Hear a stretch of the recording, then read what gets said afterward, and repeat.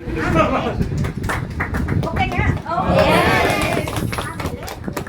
For ಪರಿವರ್ತನೆ ಕನ್ನಡ ದೇಶ.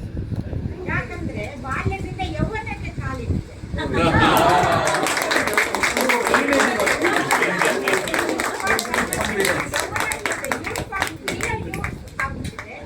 So ನೀವೆಲ್ಲ ಇನ್ನ ಹುಷಾರ್, ನಾವು ಇನ್ನ ಇಂಟ್ರೆಸ್ಟಿಂದ ಕೆಲಸ ಮಾಡಬೇಕು.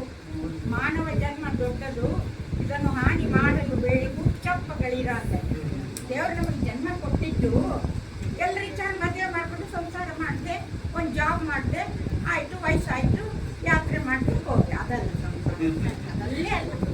ನಾವು ಹುಟ್ಟಿದ್ದಕ್ಕೆ ನಮ್ಮ ಜನ್ಮನ ಸಾರ್ಥಕ ಮಾಡ್ಕೋಬೇಕು, ಇನ್ನೊಬ್ಬರಿಗೆ ಉಪಕಾರ ಮಾಡಬೇಕು.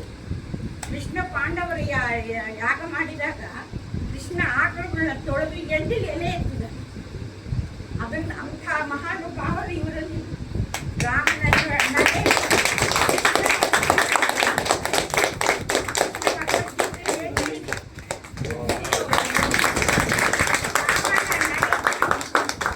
ಬೆಳಗಾದ್ರೆ ರಾಜ ಆಗ್ಬೇಕು, ಅಯೋಧ್ಯ ಪಟ್ಟಣಕ್ಕೆ ರಾಜ ಆಗ್ಬೇಕು, ಎಲ್ಲ ತಯಾರಾಗ್ತದೆ. ಅದು ಅಪ್ಪ ಕರೀತಾನೆ, ಅಮ್ಮ ಹೇಳ್ತಾರೆ ಕೈ 14 ವರ್ಷ ಅಡಿಗೆಗೆ ಹೋಗ್ಬೇಕು. ಯಾವಾಗ ಅಪ್ಪ ನೀನು ರಾಜ ಆಗ್ಬೇಕು ಅಂದಾಗ ಯಾವ ಸಂತೋಷ ಇತ್ತು, ಯಾವ ಮಾಡಿ ಇಟ್ಟಿತ್ತು, ನೀನು ಅಡಿಗೆಗೆ ಹೋಗ್ಬೇಕು ಅಂದ್ರೆ ಕೂಡ ಅದೇ ಮಾಡಿಟ್ಟ, ಅದೇ ಸ್ಮೈಲಿಂಗ್.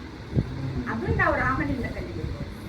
ಕೃಷ್ಣನಿಂದ ಪಾಂಡವರ ಮನೆಯಲ್ಲಿ ಯಾಗ ಮಾಡಿದಾಗ ಕುದುರೆಗಳನ್ನು ತೊಳೆದ, ಬಂದವರಿಗೆ ಬಡಿಸಿದ, ಎಣ್ಣೆಯಲ್ಲೇ ಎತ್ತಿದ.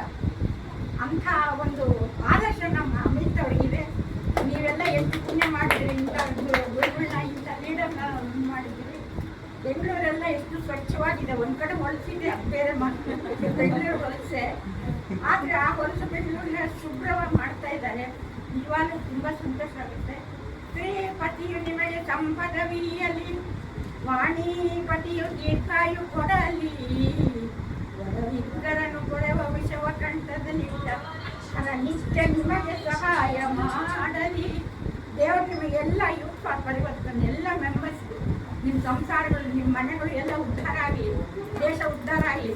ಮೋದಿಯವರೇ ಮೆಚ್ಚಿಕೊಂಡಾರಂದ್ರೆ ನಾನು ಮೆಚ್ಕೊಳ್ಳೋದಿಲ್ಲ.